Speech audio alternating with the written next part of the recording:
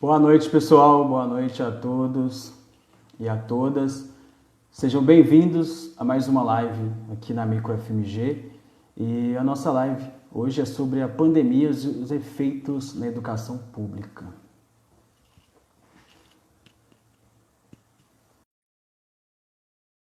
Só estou chamando o Lucas aqui.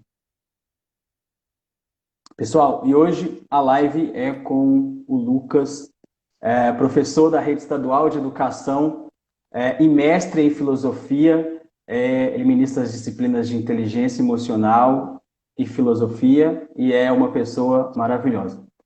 Seja bem-vindo, Lucas. Obrigado, Lucas. Boa noite todo mundo. Boa noite. Cara, eu só tenho a agradecer. Eu sempre gosto de falar de educação, gosto o dobro de falar de educação pública e gosto muito de você também, então, Obrigado, alegria, obrigado. cara, tá aqui, viu? Obrigado Obrigado. pelo convite, É um inclusive. prazer. E acho que vale a pena lembrar, né, dizer assim, por mais seja óbvio, o papel relevante que vocês têm cumprido aí com todas essas lives nesse momento de tanta desinformação, né, cara? Tanta coisa, enfim, tanta coisa esquisita acontecendo. Muito legal estar aqui. Obrigado pelo convite, viu?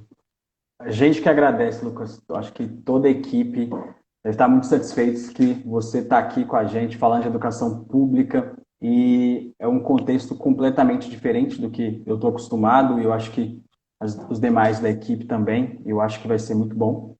E a gente agradece muito a disponibilidade de estar aqui, de verdade. Legal, cara, um prazer. É, pois é, eu também trabalho, né, na rede privada, né? Como você sabe, a gente já trabalhou junto.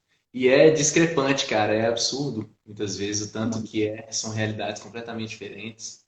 E como a gente meio que tem que sambar, né, nessas dificuldades todas, né? E falando dessa diferença aí, né? Primeiro eu quero falar, não sei se você sabe, mas o Ministério da Educação, ele elaborou um guia com um protocolo sanitário para a educação básica e ele contempla a educação infantil, o ensino fundamental, os anos iniciais e finais, o ensino médio. E a partir dessas orientações, a ideia é que a volta às aulas seja mais segura, né? Então, a gente pode basear um pouco nesse novo guia. É importante ressaltar que a retomada na educação presencial também ela não é um papel só dos colégios e das escolas, né? Tem toda uma hierarquia por trás disso e é importante seguir esses protocolos, e nós podemos falar um pouco disso. Mas, primeiro, Lucas, eu queria que você falasse para a gente como que a pandemia, né, da Covid-19 mudou a educação pública, né, depois que foi decretado o isolamento social. Uhum. Bom, ô Lucas, na realidade, eu acho que assim, não mudou, entendeu? Na verdade, assim, mudou, mas não mudou. Porque, assim, é claro que todo mundo teve que lidar com uma realidade diferente agora, né? Uhum. Assim, EAD é outra coisa, né? Completamente diferente, assim. Mas, assim, não mudou por quê? Porque, na realidade, só aprofundou as diferenças, as distâncias, né? Que já tinham, que já existiam. E essas diferenças, cara, eu acho que assim, eu estava pensando um pouco sobre isso assim, há alguns dias, né? Como que é gritante assim, é absurdo muitas vezes, porque você começa a perceber o seguinte, tá, a gente já sabe que o ensino público ele é desguarnecido, né? Vamos dizer assim, e ainda sendo leve, né?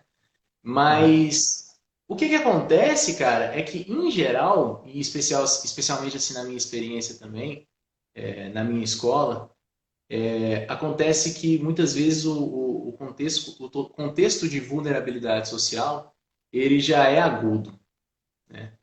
Então, o que eu tenho observado, algumas coisas assim que eu tenho observado é o seguinte: primeiro que não mudou, né? Mudou, mas não mudou, né? Então mudou do ponto de vista Uhum. formal assim do que está sendo o nosso esforço para dar a aula, mas não mudou porque está só aprofundando ainda mais o abismo que já existia, né? Então, você pega, por exemplo, vou te dar um exemplo claro, assim, muitos dos meus alunos da escola pública, eles começaram, assim, depois desse período de pandemia, a criar negócios, ou então vender, ou então, né, apareceram assim na rede social, e muitos também a gente conversa, a gente sabe, e eles fazendo um esforço tremendo para, tipo, cara, eu preciso, né, sustentar e ganhar a vida de alguma forma, assim, né, me colocar de uma forma, assim, Uhum. digna, e muitos esforços nessa direção. Coisa que, por exemplo, não é o que eu observo dos meus alunos da escola particular, por exemplo. Né? Isso não é, assim, obviamente, nenhum demérito, nenhum mal para eles, assim, né? Do ponto de vista de caráter nem nada, obviamente. Mas você percebe que essa distância, assim, ou o universo de preocupações do estudante é diferente. Sempre existiu, né? Acho que sempre existiu. Sempre existiu. E a defasagem no ensino, no processo de ensino e aprendizagem, não falando do espaço físico, sempre aconteceu, né? Eu acho que o problema hoje, eu vejo como um grande problema, é a falta do espaço físico da escola para esses estudantes.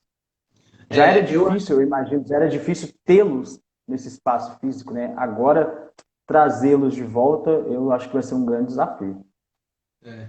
Deixa eu só aproveitar, deixa eu só mandar um salve para os meus alunos que estão chegando aí. Eu já vi uns que Claro. entraram aí. Deixar um salve aí para vocês que estão aí, do Henrique Diniz, e para os meus alunos todos aí, alunos e ex-alunos.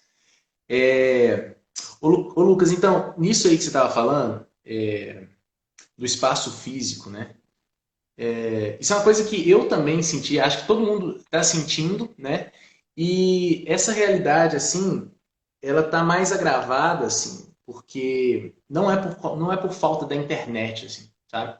Porque pode ser meio que no senso comum, né? Uma impressão que as pessoas têm. Falam, não, mas a educação pública está sofrendo porque os meninos não conseguem ver as aulas e tal. Eu acho que, como eu falei um pouco agora há pouco, eu acho que o universo de preocupações dos estudantes da escola pública, em geral, é diferente. E, além disso, tem o aspecto aqui, para além assim, de uma avaliação ou de um comentário a respeito da política, sabe? Não poderia ser, mas não é esse o ponto assim agora. Mas eu acho que tem um aspecto formal que a rede estadual é muito grande.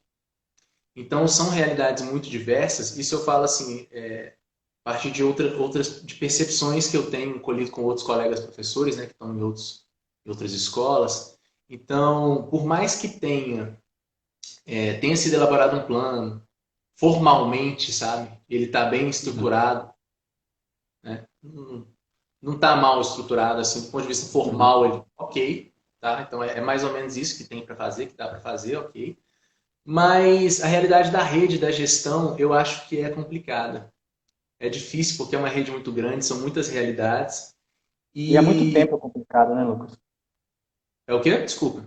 Há muito tempo é complicado, né? Essa realidade, essa gestão. Sim. E só para você ter uma ideia assim, é, acho que um mês, pouco menos, pouco mais de um mês assim pós pandemia, né? A gente tem entrado no, no recesso, não recesso, né? No No isolamento, isolamento. Justamente. isolamento. O governo do estado já estava brigando para voltar com os profissionais assim para as escolas, né? E aí você vê como que fica isso assim do ponto de vista das pessoas que estão lá, como que a gente sofre isso assim de uma forma muito mais agressiva, né? Tem toda uma pressão ali no contexto para a gente cumprir uma tarefa, uma função, e na realidade tem uma estrutura muito mais complexa que o professor muitas vezes acaba lidando, fica que está na ponta, né? Acaba tendo que lidar com isso. Assim. Isso não é justo muitas vezes, né? É, Também. eu acho que não. Você me falou uma coisa aí sobre ter internet e tal. Eu dou aula num cursinho popular e tem várias pessoas lá que não têm esse acesso, né? Algumas pessoas utilizam celular emprestado, e eu não sei se é uma realidade exclusiva desse local, mas eu acho que essa falta de acesso também é um problema. Principalmente, eu acho que a desmotivação de não estar no espaço físico, eu acho que torna um problema também para eles conseguir concentrar. Às vezes, eu dando aula para esse cursinho popular, tem gente gritando, então é um espaço completamente diferente do cursinho que eu dou aula e é particular, né? Um espaço. Então, eu acho que vai além de uma internet, eu acho que vai além de uma tecnologia, mas eu acho que isso também é um fator importante na realidade desse cursinho popular, pelo menos, que eu trabalho. Sim, e assim, pensando a respeito dos recursos, né? Porque é isso, não é só você ter o recurso, né? Quer dizer, muita gente tem um celular na mão, mas propaga fake news, né? Então, assim, muitas das pessoas terem o acesso não significa que elas utilizam de uma forma adequada, né? Vamos dizer assim. Então, e nem estou dizendo isso para colocar o seguinte, assim, é, essa dificuldade do acesso que muitas vezes ela existe, é real. Eu acho que ela é um agravante, sim, mas eu tenho para mim que o contexto que a pandemia gerou para a população brasileira atinge mesmo esse estudante de uma forma diferente. E atinge também a gente, eu fico pensando assim, a gente professor, cara, como que tem uma pressão social mesmo em torno, sabe? No entendimento de que a gente meio que tem que resolver o problema, né? Tipo assim, É. agora, olha, veio a pandemia, agora professores é a sua vez de brilhar e tipo resolver o problema, né? E eu acho Uhum. que isso evidencia muitas contradições que já existem na educação pública, assim, sabe? Porque se você perceber a estrutura que a gente tem, e quando eu falo estrutura, eu não falo só de estrutura física, né? Eu falo também e principalmente assim da estrutura de trabalho que ela tá, por exemplo, na disponibilidade de um psicólogo, por exemplo, dentro das escolas, né? Que inclusive foi um projeto que foi vetado agora, né, no começo do ano, né? Quando eu falo de estrutura, eu estou falando em remuneração do professor, estou falando em remuneração de todo o contexto dos profissionais da educação, né? E acaba que tem um discurso, tem uma narrativa. Isso é uma coisa que me toca muito, assim, sabe? Tem uma narrativa que ela quer colocar o professor como sendo necessariamente um ser humano que tem que ser extraordinário, que o indivíduo vai resolver problemas que são, né, dentro de uma estrutura de uma ordem muito mais complexa, assim. Então, eu acho Talvez. que, ainda pensando nessa, desculpa, ainda pensando um pouco nessa primeira questão, eu acho que isso, assim, do ponto de vista para os trabalhadores também, para a gente que está lá, atingiu bastante, sabe? Uhum. E falando dos trabalhadores, e mais principalmente relacionado aos professores, qual as dificuldades assim que você acha que vocês, falando de uma educação pública, enfrentaram quando foi decretado o isolamento, quando pediram para poder resolver algumas questões educacionais de casa? Qual que foi as dificuldades? Porque da escola particular eu sei que teve algumas dificuldades, essas dificuldades para alguns teve um peso maior, mas a gente conseguiu controlar isso e conseguiu caminhar. Uhum. Mas na educação pública. Cara, eu acho que a primeira coisa, assim, e aí eu não sei se é uma percepção muito mais minha, assim, mas eu acredito que todo professor meio que sente isso de vez em quando, assim, sabe?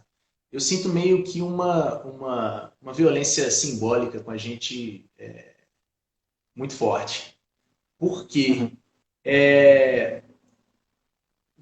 Uma das primeiras coisas que eu vi, assim, cara, e que circula, eu também não sei, acho que a culpa é minha, porque eu leio comentários, às vezes, sabe, da internet, às vezes eu leio comentários, eu talvez não devesse fazer isso, mas, enfim, tem uma violência simbólica que, primeira coisa é tipo assim, bom, a pessoa tá em casa, então, peraí, a pessoa tá lá no Netflix, né?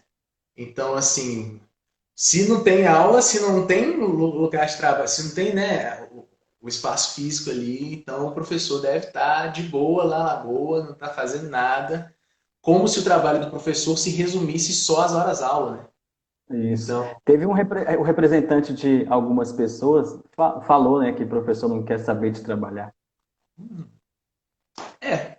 Então, assim, e isso eu acho que é uma violência simbólica que tá presente no cotidiano da nossa profissão, né?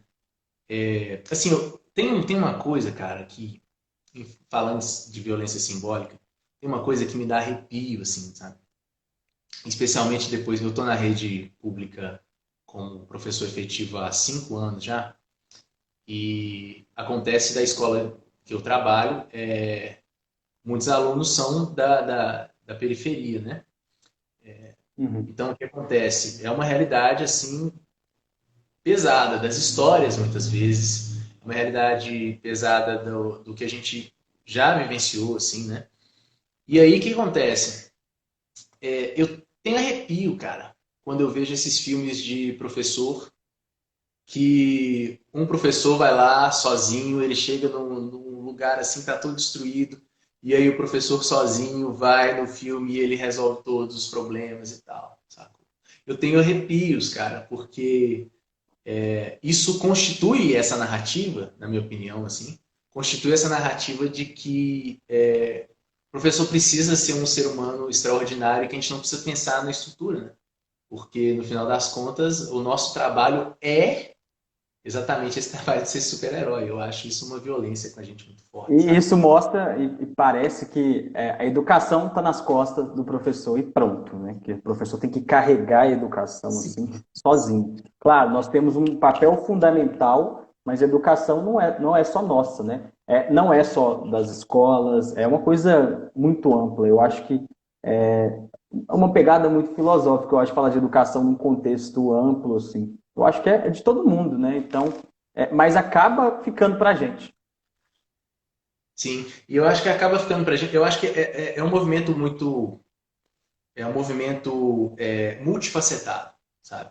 Então, assim, o que eu vejo, assim, você tem várias narrativas, vários discursos que meio que naturalizam o papel do professor como esse super-herói ali.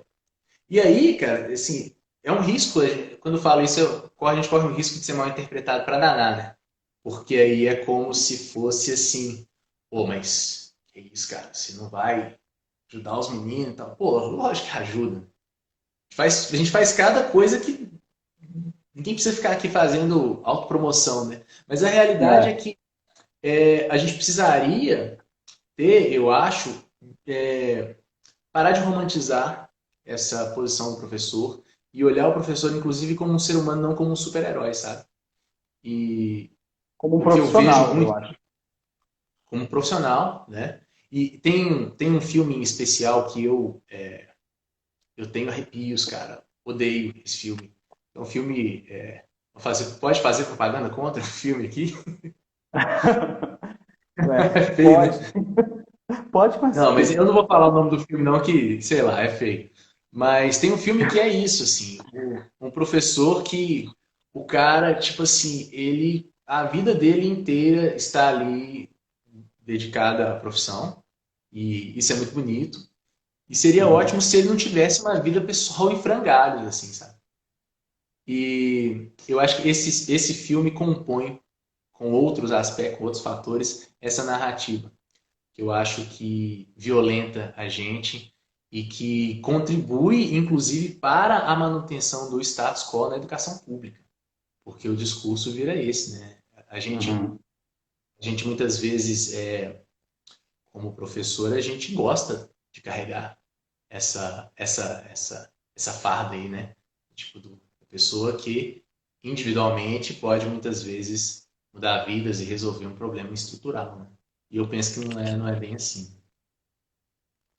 Eu também acho que não é bem assim. E você falando disso, e eu acho que nem está no nosso roteiro, mas você falando disso, eu vou falar uma coisa que não está no nosso roteiro, que é o seguinte: eu vejo muita notícia de volta às aulas e sempre direcionado ao estudante, a estudante, e não fala do professor, né? Parece que o professor é uma máquina que vai chegar lá e vai dar aula e que o vírus não infecta o professor. Parece isso quando eu vejo a notícia. Ah, os estudantes vão voltar e está fazendo isso para os estudantes. Ah, para aí os estudantes.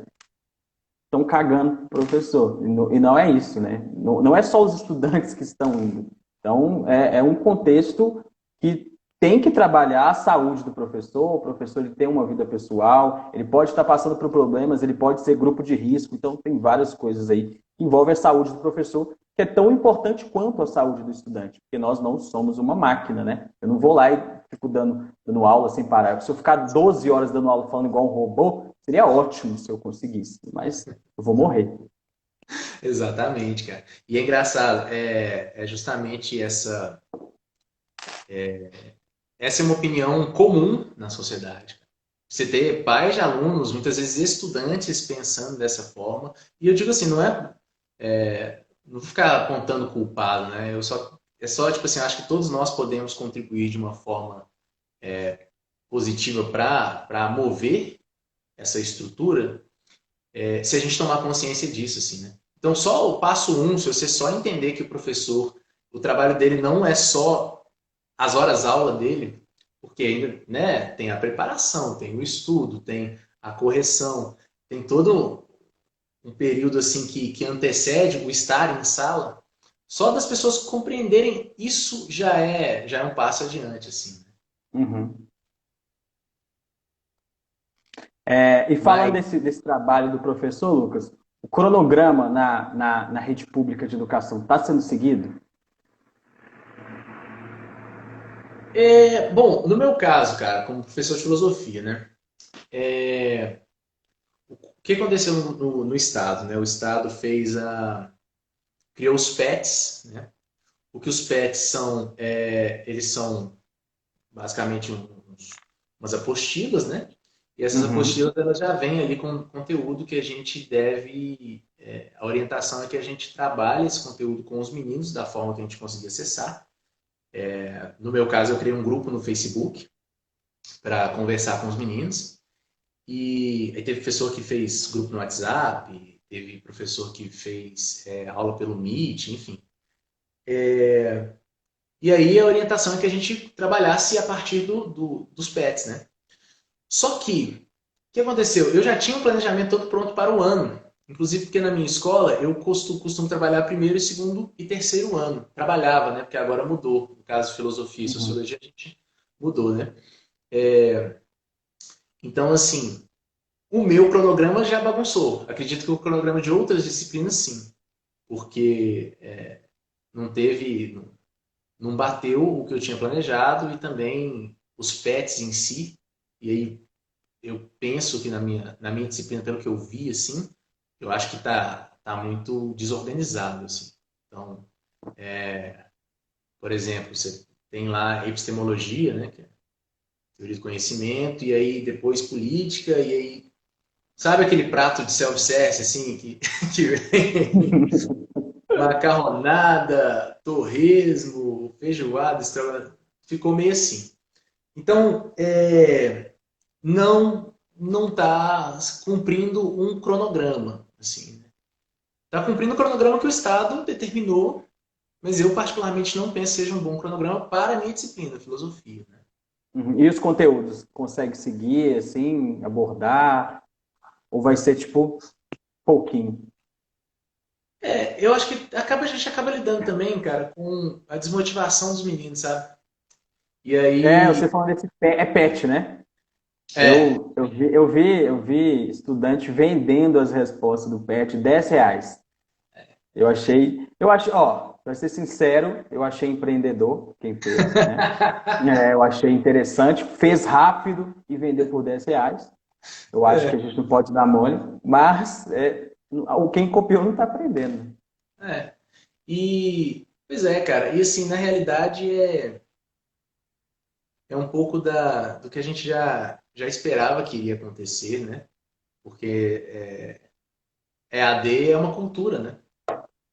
Tem que ser uma cultura, né, para funcionar. Assim como a gente fica, eu como professor de filosofia, eu vivo tentando, cara, é uma coisa que eu vivo tentando. Um dia eu ainda vou conseguir, que é fazer com uma turma, assim, uma sala de aula invertida, que eu passo o texto e os meninos leem antes, porque é difícil. É mais de filosofia, você manda, aí você chega e fala, cara, E aí, vamos discutir o texto, aí você já vê, sim, né? Então é difícil você imaginar isso pro EAD funcionando assim tão perfeitamente, né? Claro que vai ter essas dificuldades, né? Muitas. Alguém? Eu acho. A gente vai ler as Ah, perguntas no final. O pessoal está me enviando aqui as perguntas, ah, aí no final eles estão selecionando, aí eu leio. É, uma coisa que eu ia perguntar é o seguinte, Lucas. Quando acabar a pandemia, retornar às aulas presenciais, você acha que vai conseguir cumprir o cronograma que os alunos perderam, o conteúdo? Você acha que já vai conseguir recuperar tudo isso? não, não. Não consegue. Não consegue, eu te falo E, assim, de forma taxativa, assim. A gente já tem dificuldades entre aspas, né?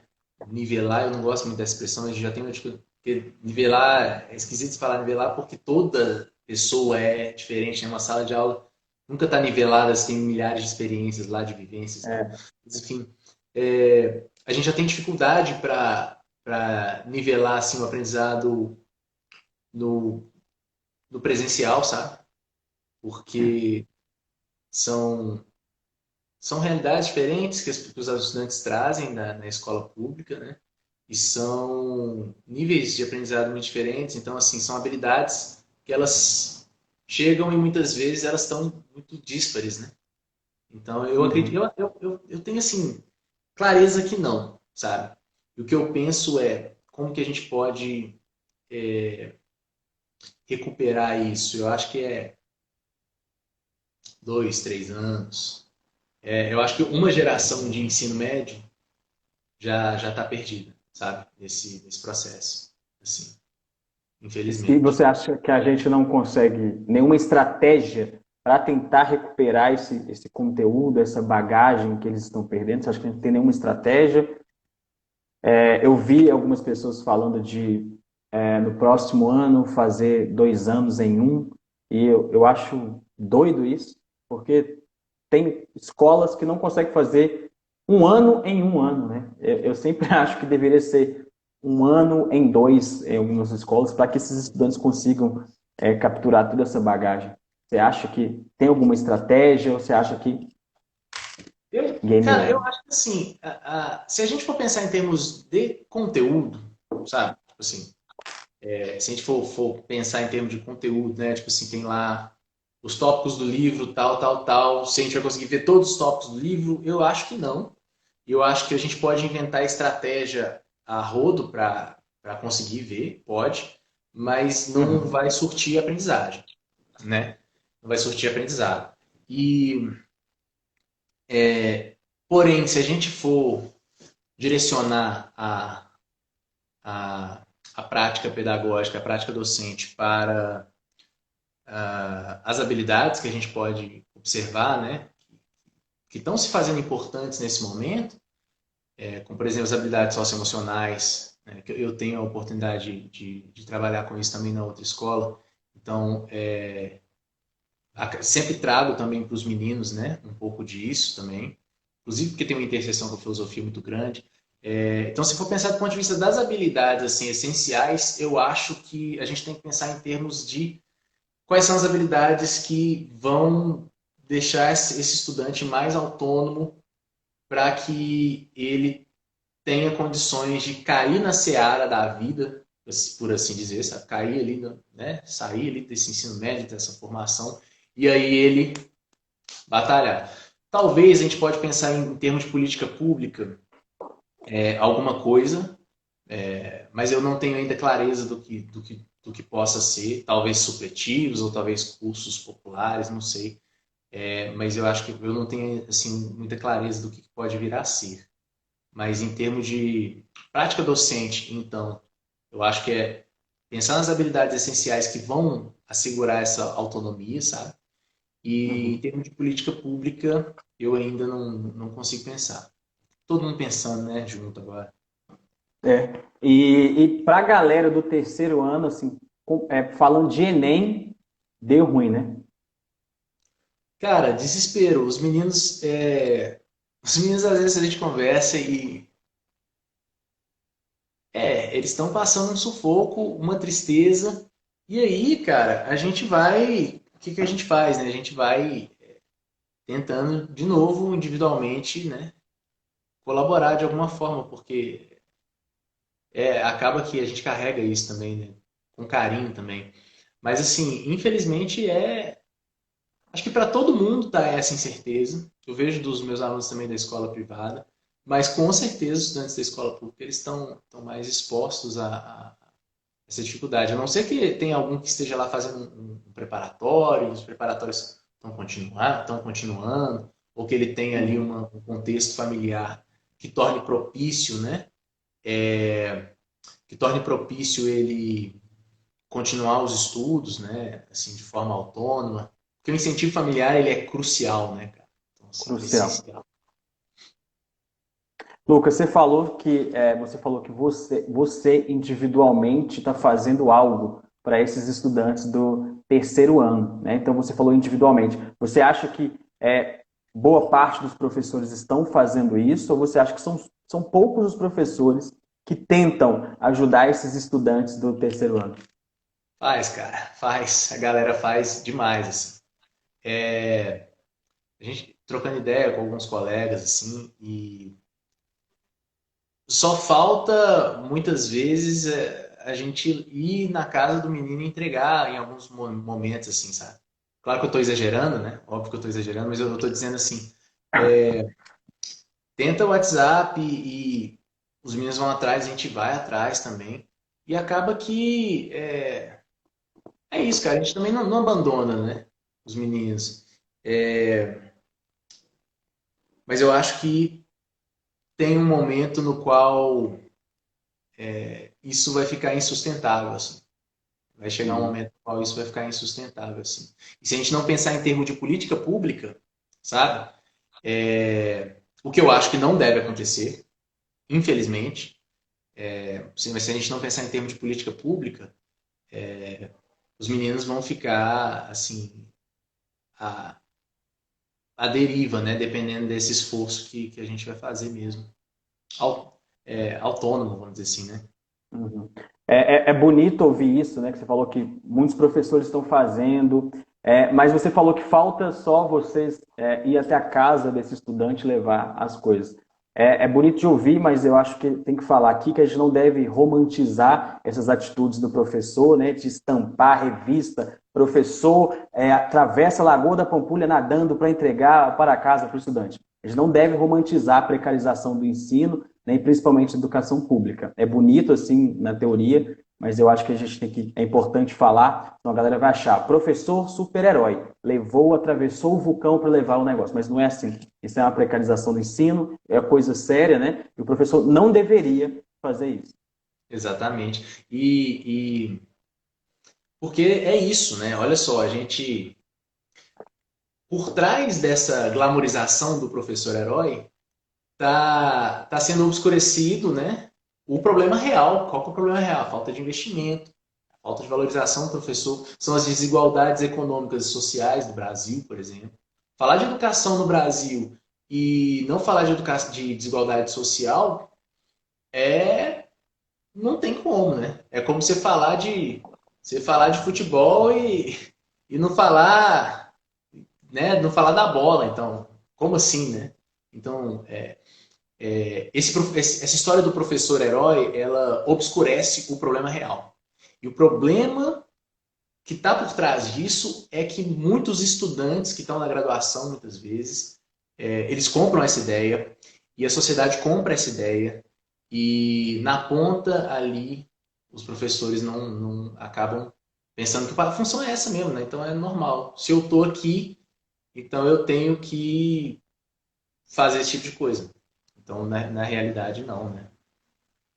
E essa imagem que a gente acaba passando, né? Porque aí quando a gente fala assim com as pessoas, eu vou ser professor, aí a pessoa já imagina, nossa, você vai ter que fazer isso, você quer ficar dias e dias à noite preparando aula, então eles colocam essa imagem do professor, como E fosse uma depois pessoa que dizem tem que ser assim, mas herói. você já sabia. E depois fala assim, mas você já É, sabia que era isso.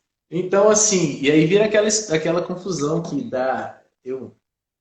Meu Deus, que um certo ministro da Educação falou, né, que professor não. Professor por falta de opção e coisa e tal. Então, assim, você pensa, pô, se o ministro da Educação está dizendo isso, né? O que, que é que a gente. O que, que a sociedade, de uma forma mais ampla, não está pensando, né? E quais são. Qual é a imagética, a imagem que a sociedade às vezes compra do professor? E como que a gente contribui ou não com isso, né? Isso que é uma questão assim dolorosa muitas vezes, né? muito doloroso. Pessoal, só para lembrar, eu não sou professor porque é a última opção, eu sou professor porque eu quero, mas eu quero falar com vocês para seguir a nossa página no Instagram, o MicroFMG. Tem o Instagram do Lucas também, que é sensacional, é Arsenal de Ideias. Como é que escreve, Lucas? Arsenal.ideias ou direto? Arsenal.ideias. Arsenal.ideias. Arsenal.ideias. Gente, sensacional. Seguem lá também. Siga também o MicroFMG no Twitter, no Facebook. As lives ficam salvas no nosso Instagram e também no YouTube e também no Facebook. Então é só seguir a gente para conhecer mais do trabalho. E voltando aqui, Lucas, você quer falar alguma coisa? Divulgar alguma coisa? Não, não, não. O papo tá ótimo. Vamos embora. Vamos, vamos. Lucas, é o seguinte, como professor de filosofia, é importante falar que é professor de filosofia, quais fatores você acha importante para que possa haver uma retomada segura das atividades presenciais nas escolas?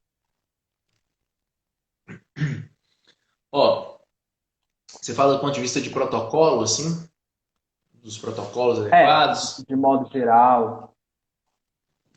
Eu acho que assim, cara, primeiro é difícil a gente falar em qualquer medida sanitária prudente, porque tem muita desinformação, né? Então eu sempre Uhum. penso que assim, tudo funcionaria lindamente se não tivesse se não tivesse o Zap Zap muitas vezes, né? Porque, cara, é cada bobagem, né, que a gente vê e tal. E então, estou dizendo isso porque é o seguinte, cara, eu acho que pode ter os protocolos que os técnicos especialistas vão produzir, mas se a gente não tiver uma campanha de educação, de conscientização em massa, sabe? Para as pessoas entenderem, né, o risco real, o que é que está em jogo no caso de uma pandemia, no caso dessa pandemia, a gente não tem possibilidade de voltar em segurança, né? Então, assim, é só você ver, cara, assim, aqui em Belo Horizonte eu moro num bairro, moro no bairro Santa Teresa. É um bairro que tem muitos bares e tal. E eu saía para fazer compra no supermercado, assim, no auge da pandemia, tipo abril, assim, tal, maio, tipo, no auge da pandemia. E tinha a galera tomando a cerveja no bar, tranquilo. E sabe essas. Eu não gosto disso não, mas às vezes acontece, né? Você tá lá no supermercado e você escuta o povo conversando. Aí o pessoal fala, não, mas é porque isso aí, se você tomar vinagre com não sei o que, resolve e tal. Então tem uma desinformação gigantesca rolando, que se a gente não atacar isso primeiro, não tem protocolo que resista, cara. Não tem protocolo que resista a essa desinformação. E além da desinformação, nós temos um problema também muito grande, que é o negacionismo científico, né? Então, a ciência fala uma coisa, mas a galera prefere tomar a vitamina C em pastilha que vai matar o vírus, ou ficar no sol do Rio de Janeiro, que no Rio de Janeiro não tem Covid-19, porque o sol matou lá os vírus. Então, o negacionismo científico é muito forte também. E eu acho que atrapalha bastante todo esse processo de retomada das atividades e essa retomada segura, né? Sim. Você acha que a educação pública está preparada?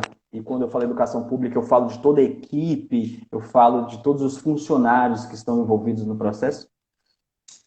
Acho que não. Acho que não. E até desculpa se eu não render muito esse assunto, mas eu acho que não. E eu te justifico isso porque se pensar no contexto que a gente está, no contexto maior, quem está na realidade, sabe? Quem está pronto, né? Porque eu posso estar aí, eu posso estar indo ali para o meu trabalho cheio dos cuidados, com meu álcool em gel, tal, pá, tomando cuidado realmente. E não adianta nada se o, sei lá, o Juvenal lá chegar falando em cima de mim e tal. Oh, você viu que isso aí é fake? Não adianta absolutamente nada. Então, assim, primeiro eu penso que a gente tem uma disputa na narrativa que a ciência está perdendo, infelizmente. Né? Isso é a minha sensação, tá? Uhum. Infelizmente, a ciência está perdendo essa disputa da narrativa. E na medida em que a gente perde essa disputa da narrativa, a gente perde também as chances de promover uma retomada segura, né? Então, acho que não, mesmo. E além, acho que além dessa retomada, a gente tem que pensar nos profissionais de educação e que eu acho que tem uma parcela muito grande desses profissionais que deve ter mais de 40, 50 anos de idade hoje, né, falando de todos os funcionários.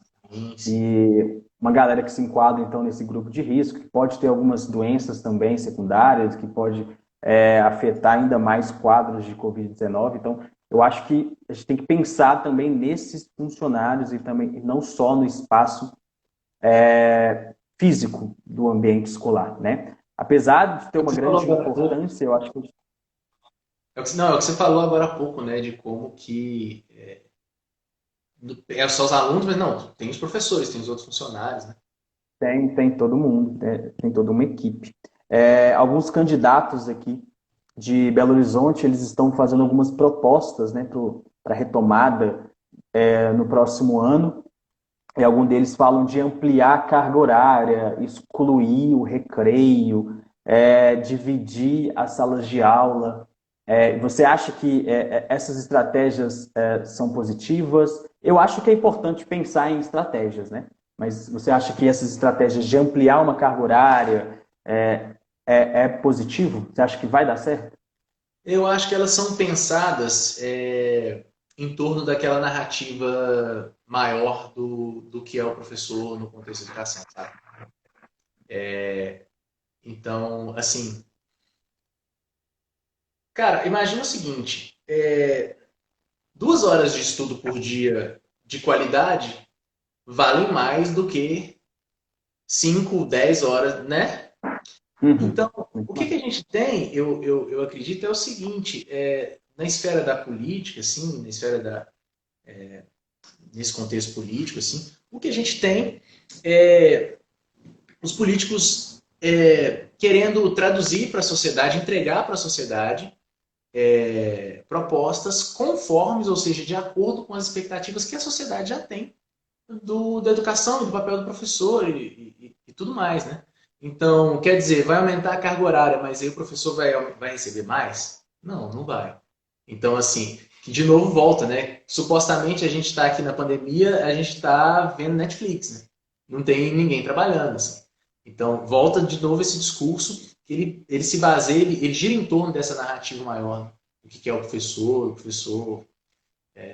no trabalho, então o professor tem que se fazer 10 vezes mais porque trabalha por amor e tal, essas coisas todas aí, né?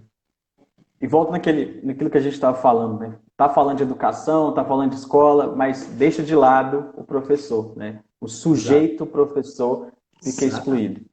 Exatamente. Exato.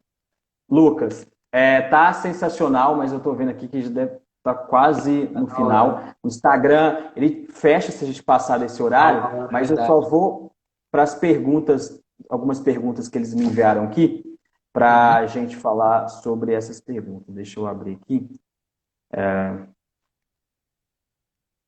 Você acha que a sociedade vai valorizar mais os professores depois da pandemia?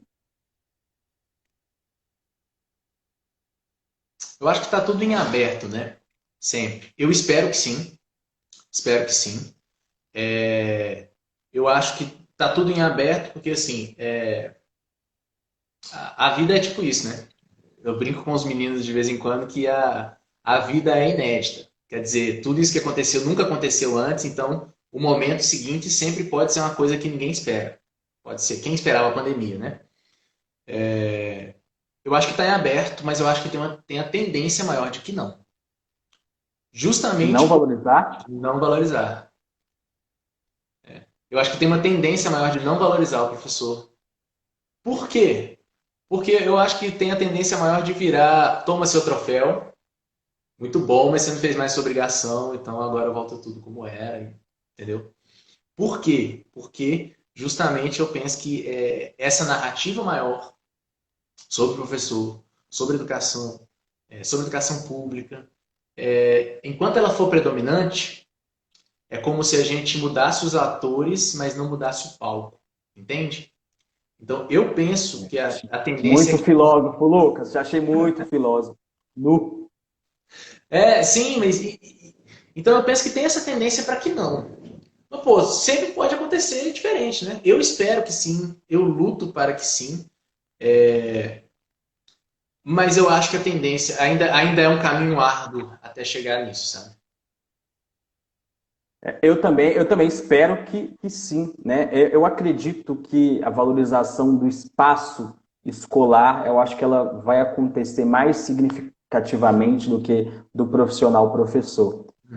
Porque eu acho que a sociedade vê o espaço escolar hoje como uma função social tão importante, que eu acho que esse espaço ali, físico de deixar, de simplesmente deixar o filho vai ser mais valorizado. Né? Espero que nessa valorização do espaço físico valorize também os sujeitos ali, os professores, os funcionários de modo geral, né? Porque uma escola não se faz só com professores, mas com toda uma equipe. Eu espero que valorize também essa equipe, assim como valorizar esse espaço, porque só o espaço ali não faz nada, né? Exato. E, cara, e o espaço, por mais que ele contribua muito para facilitar ou não, né, a prática docente e as vivências todas que acontecem na escola, né, por mais que ele contribua muito com isso, ele também ele é composto por outros seres humanos, né? Então, assim, e eu penso nisso assim também, quantas violências a gente não tem na escola pública, que elas estão ocultas no espaço, no cuidado que às vezes é dado ali no espaço, né? Então, realmente, estamos na torcida, né, Lucas? Vamos ver. Esperamos que sim. Estamos muito na torcida dessa valorização. Eu não vou esperar muito dos meus alunos, porque eu acho que eles já me valorizam muito, mas eu espero que todos os outros valorizem os nossos pares, assim, como os meus estão fazendo, que eles são sensacionais. E um beijo para meus alunos, gente. Lucas, eles estão perguntando aqui como será o retorno no próximo ano, se a carga horária vai ser maior. Na rede estadual, a gente vai terminar esse ano letivo em janeiro de 2021, no final de 2021. Então, assim, Peraí. Vou terminar esse ano no final de 2021. não, no final de janeiro de 2021. Ah, tá. Janeiro de 2021, finalzinho, encerra, né? 2020. Então, ainda não tem, até onde eu sei, nenhuma previsão sobre carga horária. Mas eu acredito que deve ter uma pressão social forte, inclusive, do ponto de vista do governo do Estado, né, para responder a essa pressão social, deve tentar viabilizar alguma coisa, mas aí é futurologia, né? Não sei. O que eu posso dizer com certeza sim é que essa pressão vai permanecer e a esfera governamental vai querer dar uma resposta e vai querer dar uma resposta enérgica e vamos ver, oremos, né? Quem for de reza, Uhum. rezemos, né?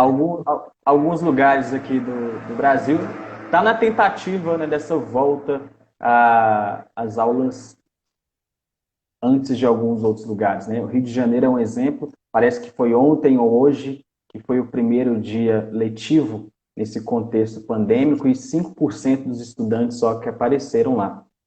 Outras regiões também, não sei se você viu, teve essa tentativa de volta, mas os equipamentos de proteção individual não chegou, então não permitiu a entrada de alguns estudantes. Eu acho que nós temos aí uma mobilização em algumas regiões que tá tentando mesmo, né, de voltar isso aí. Você Sim. acha que isso chega em Belo Horizonte ou em Minas É, Gerais? Minas mesmo teria voltado ontem, né? Só que acho que o sindicato, se não me engano, conseguiu uma ordem judicial que adiou. Né? Mas já tem essa pressão, como eu falei, cara, desde abril o governo do estado já está fazendo a pressão para a volta e para normalizar as coisas, né? Então tem isso que eu acho muito engraçado, assim, né? Engraçado para não dizer trágico, né? Assim, tem um esforço das esferas governamentais para dizer, não, tá tudo bem, vamos voltar ao normal, como se, né, tem meio que um desespero de assumir que tem um problema, né? Por quê, né? Uhum. Ao invés de lidar com isso, né? Mas é isso, assim, que eu vejo. Nós temos também a pressão dos pais. Se eu não me engano, ouvi algo relacionado a Sete Lagoas. Parece que os pais ali dos estudantes em Sete Lagoas tá fazendo uma pressão para que essa volta às aulas seja esse mês ainda, né? O que você acha disso aí, dessa pressão dos pais? Cara, de novo, Você acha que é na mais um educação pública reflexo. acontece isso? Cara, eu não vejo tanto assim. Uma diferença notável assim, e eu não sei te precisar as causas. Posso até falar de palpite, mas é palpitagem, da palpite, Uhum. né? Sei lá, a gente até pode dar palpite, mas é bom falar que é palpite. Mas uma diferença que eu vejo clara assim entre a escola pública e a privada, na minha experiência, é a presença familiar, né? Eu não sei se está relacionado com com o pagar mensalidade, então às vezes tem uma expectativa de. Mas, enfim, eu tendo a ver menos presença na escola que eu trabalho da comunidade assim familiar, né, das famílias e tal, se envolvendo nesse processo educacional.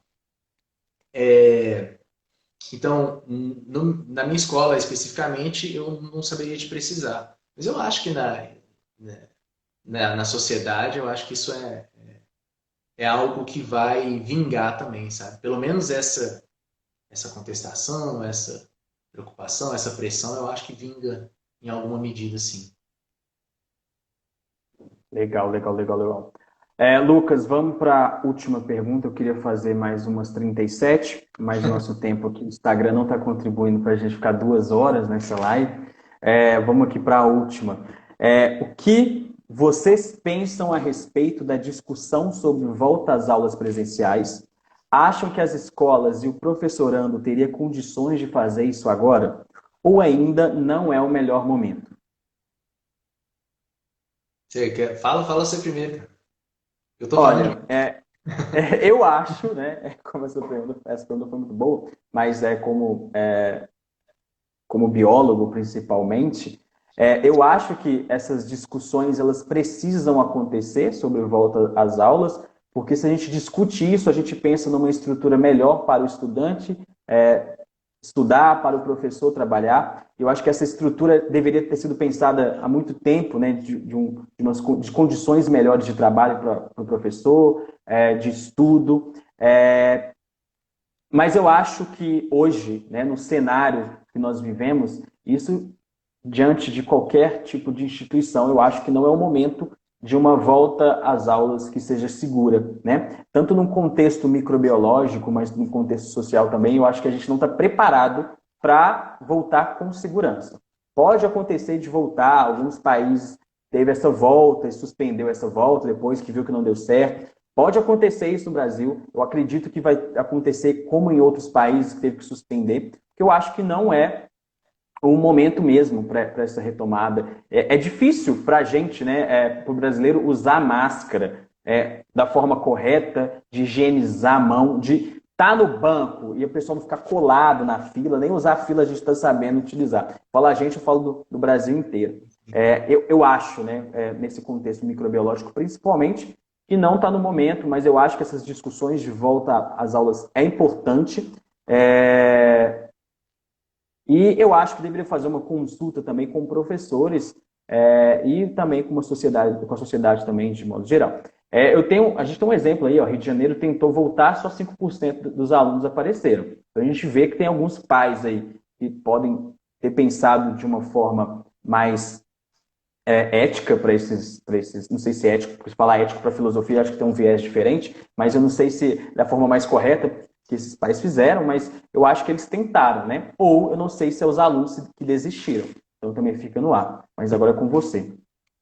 Não, eu concordo, cara. E eu penso inclusive que não tenho mais o que somar no que você falou, que eu acho que você traduziu muito bem, assim, tanto o sentimento da gente, professor, sabe? E também a preocupação da gente, cidadão, né? De olhar e pensar que, quer dizer, porque não é o abrir e aí, não, mas eu tô fora de perigo. Não, cara, mas tipo assim, você vai conversar ali, que você vai no boteco ali que você tá sozinho, mas aí você vai trombar com uma pessoa, você vai conversar com uma pessoa só que vai. É vetor, né, de transmissão. E aí tem alguém em algum lugar que está correndo risco de vida por causa do seu rolê, né? Então, assim, eu acho que esse consenso aí, assim, que carece muitas vezes, e analisando o contexto, assim, eu concordo com você que ainda não, talvez a gente não tenha chegado num ponto de pensar em abertura, né? Apesar de já estar acontecendo. Excelente, excelente, Lucas. Pessoal, então a gente encerra aqui mais uma live sobre a pandemia e os efeitos da educação pública com o Lucas, que é sensacional, zero defeitos, todo mundo deve ter percebido, que ele é professor de filosofia, mestre em filosofia. Lucas, muito obrigado. A equipe está toda mandando aqui, ó, que você é excelente, que você é perfeito. Muito obrigado por participar conosco dessa live. Espero poder contar com você em outros momentos aí da educação. Encontrar também para tomar uma cerveja depois que acabar a pandemia, mas muito obrigado mesmo por participar aqui com a gente. Valeu, E aqui, valeu. ó, teve outro Lucas aqui que falou, acho que é Lucas, tá, Luca, né? Que você é brabo É o mesmo, Vitão, Lucas. Vitão. Mandar um abraço aqui pro Vitão e mandar um abraço de novo aí para todos os meus alunos que passaram aí, alunos, ex-alunos. Vocês estão ligados que nós estamos juntos, né? E aqui é Galo, não garra nada não. E, Lucão, foi um prazer imenso estar aí com vocês. Eu espero ter, né, podido contribuir com algumas reflexões aí de forma positiva aí para todo esse debate, tá? Valeu demais, um abraço aí. Parabenizar vocês de novo pelo trabalho que vocês têm feito aí nesse momento difícil. A gente que agradece. A gente que agradece. Obrigado, pessoal. Boa noite a todos e a todas. Sigam a gente no Instagram, MicroFMG, o Lucas Arsenal.ideias. Eu, Lucas XBio, e até o futuro. Um beijo para vocês. Beijo, galera. Valeu. Muito apresentador de televisão, não tá? Muito doido. Tá ótimo. Beijo, gente.